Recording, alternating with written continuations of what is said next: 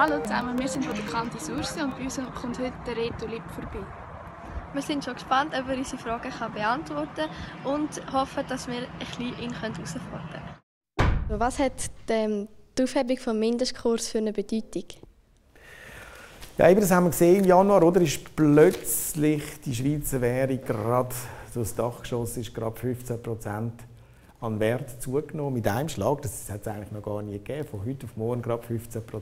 Der Mindestkurs hat wirklich zwei Effekte. Der eine Effekt ist, als Konsument ist man eigentlich eher glücklich, weil als Konsument haben wir in den letzten 3 Jahren eigentlich als Konsument die Zeche bezahlt quasi.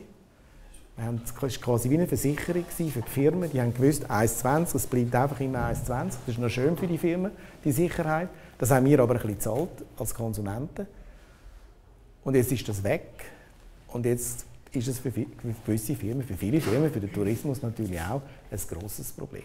Die Situation ist nicht mehr so schwarz, wie man es noch im Januar gesehen hat. Also im Januar haben gewisse Institute gesagt, wir haben dieses Jahr eine Rezession. Jetzt redet schon niemand mehr von einer Rezession. Heute hat die Nationalbank gesagt, wir haben immer noch 1% Wachstum dieses Jahr. Also es ist nicht so wahnsinnig schlimm.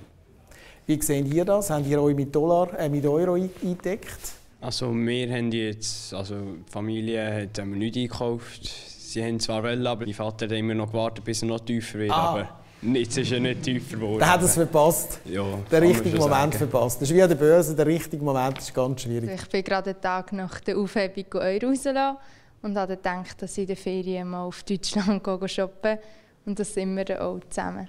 So am Automat rausgelassen ich selber nicht, einfach meine Eltern und dann bin ich mit ihnen auf Deutschland einkaufen. Jetzt auch seit dem Mindestkurs habe ich nicht irgendetwas gekauft. Haben Sie das Gefühl, die Preise sind wirklich gesunken? Spüren Sie das oder spüren Sie nicht? Ich glaube, es ist nicht bei den Artikeln, die wir kaufen. Ja. Es ist dann mehr so ein Auto, 16% billiger oder so. Das merken wir ja nicht. Wir haben uns gefreut, dass heute der Reto Lipp zu uns gekommen ist und wir haben sehr viele Informationen erfahren und es war sehr spannend. Die Informationen waren zwar nicht alle neu für uns, aber es war gut, dass sie nochmal so kompakt zusammengefasst waren für uns.